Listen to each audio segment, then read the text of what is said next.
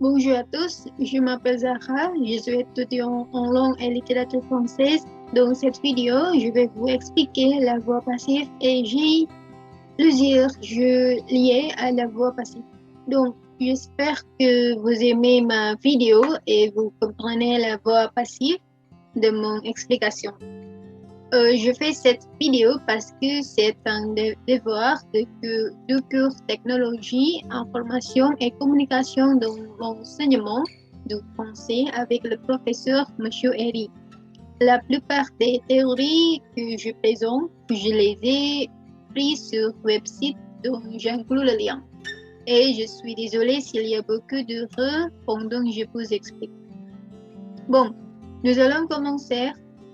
Tout d'abord, nous savons qu'il y a deux formes de phrases, c'est la voix passive et la voix active. Où la phrase active a une forme de sujet actif comme je, tu, il, elle, nous, vous, il, elle, pluriel. Ever, comme manger, aimer, etc. Et complément de je direct comme la baguette, le paquet, le thé, etc.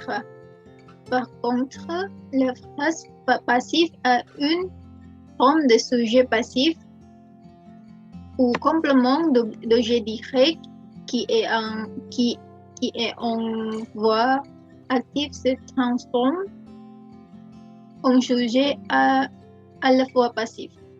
Ensuite, le verbe ici est un ajustement que j'expliquerai sur la page suivante. Oui, complément d'agent où l'agent ici est un sujet dans la phrase active. La différence est que dans la phrase passive, on utilise par ou de. C'est ensemble. Je mange une baguette et si nous changeons à voix passive, c'est la baguette est mangée par moi. Qu'est-ce que c'est la voix passive? La voix passive permet d'éviter de mentionner le sujet d'une phrase et de mettre l'accent sur la personne ou la chose affectée par l'action. Nous utilisons le passif lorsque le sujet de la phrase n'est pas important et inconnu. Si le sujet est mentionné, il est introduit par les prépositions par ou de. La voix passive est formée en utilisant être comme verbe auxiliaire suivi du participe passif.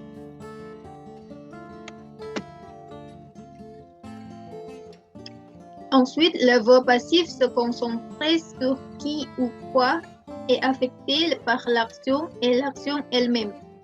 Le sujet de la phrase n'est pas toujours mentionné dans une phrase passive, soit parce qu'il est inconnu et soit sans importance. Par exemple, le blessé est conduit à l'hôpital. Ce n'est pas mentionné le sujet de la phrase parce qu'il est inconnu ou il n'est pas important. Exception.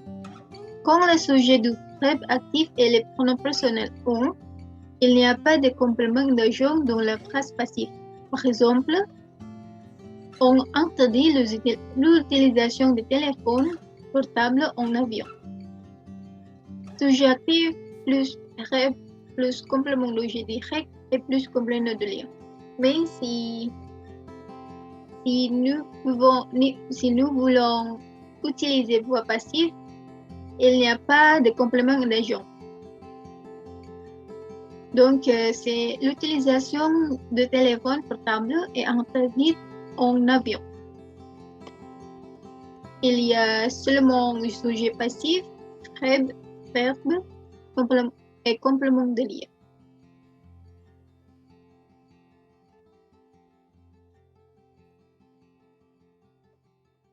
Donc, l'utilisation de le verbe passif, nous pouvons ne pas utiliser par ou de comme expliqué dans la page précédente. Et généralement, nous utilisons par, mais il y a des verbes qui utilisent de comme.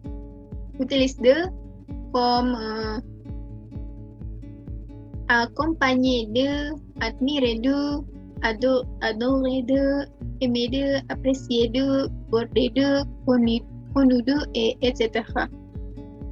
Et les exemples, ce sont le pré est entouré d'arbres, la route est bordée de peuplières, les murs sont décorés de tableaux et il est aimé de tous.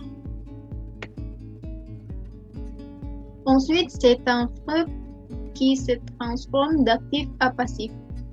Dans la forme passive, on utilise toujours être plus participe passé.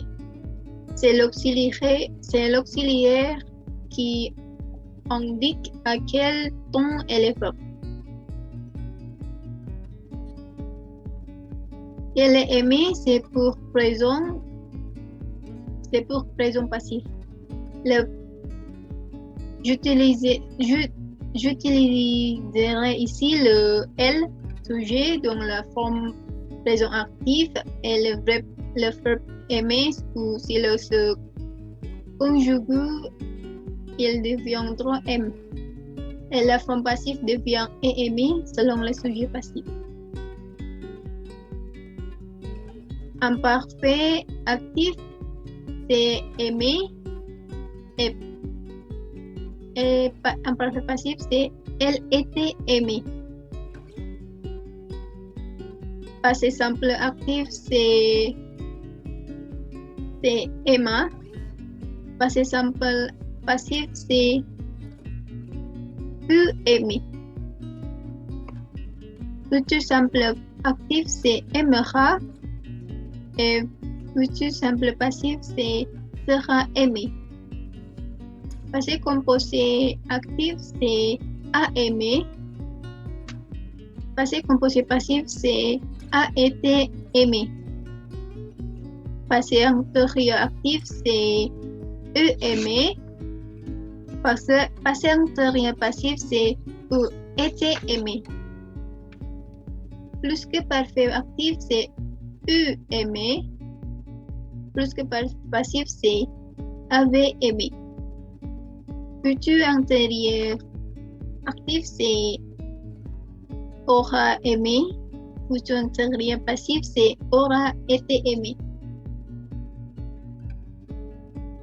Après avoir appris la voix passive, j'ai ici un exercice sur la voix passive que j'ai obtenu du site web des applications d'apprentissage où le jeu a été créé par moi.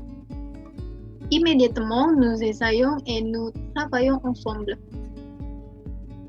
Donc, c'est l'exercice que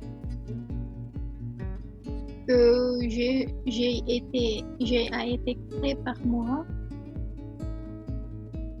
C'est connecter la forme active à la forme passive. Donc, on y va. Tout d'abord, j'ai mangé une baguette, c'est passé composé actif. Donc, voilà, la baguette est mangée par moi, c'est passé composé.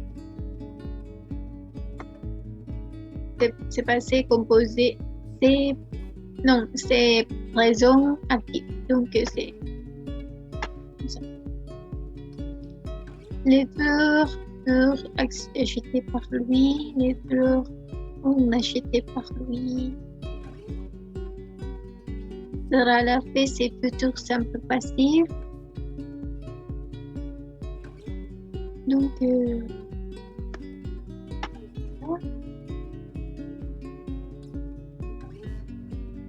mon amour m'a acheté des fleurs.